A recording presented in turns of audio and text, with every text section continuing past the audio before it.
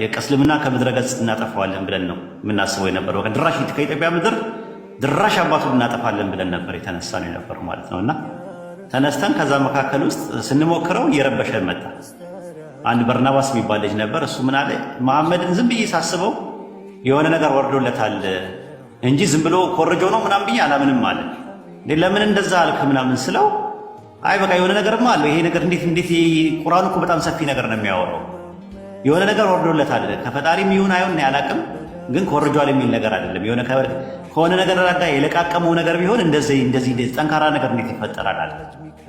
በዘመናት መካከል እስልምናን ለማጥፋት ከውስጥም የመናፍቃን ስራ ከውጭም የኩፋሮች ስራ በተጠናከረ ሁኔታ ተሰርቷል። ግን 1400 ዓመት ተሻግሮ መጥቷል።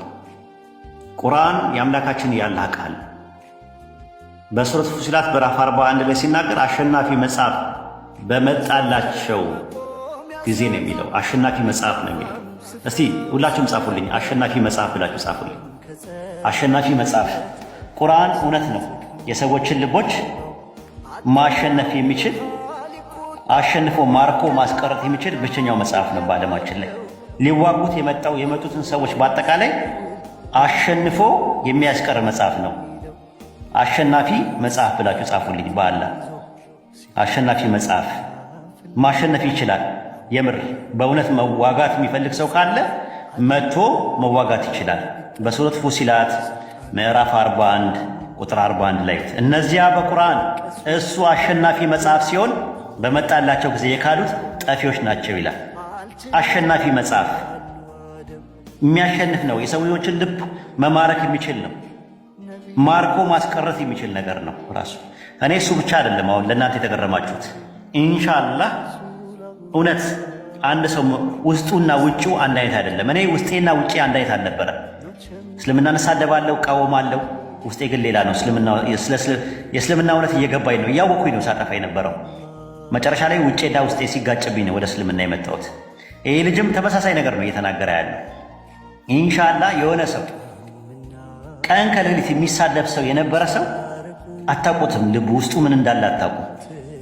ውስጡና ውጭው አንድ አይነት ሆኖ ሳይቀር ሲቀር አላህ የውስጥን ነው የሚመለከተው፣ የልብን ነው የሚመለከተው። እነማናቸው ለሂዳያ የሚገባቸው ነገር እነማናቸው የማይገባቸው የሚለውን ነገር አላህ ብቻ ነው የሚያውቀው። አትወስኑ፣ ለአላህ ስጡ። በቃ አላህ ሂዳያ ይስጠው ብላችሁ ተዉት። ተሳዳቢ ሆነ ኢንሻአላህ።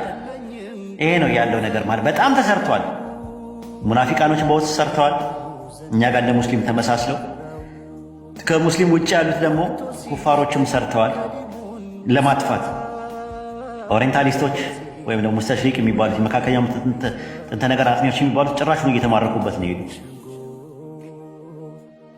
ሚሽነሪዎች ብዙ ሞክረዋል። መካከለኛው ዘመን ተሞክሯል። ሲያቀታቸው ክሩሴድ ዋር የመስቀል ጦርነት ብለው አውጀውብን ነበር። የሆነ ሳለ እስልምና ከምድረ ገጽ መጥፋት አለበት ብለው 9 ጊዜ ጦርነት አድርገዋል። ተሸንፈዋል።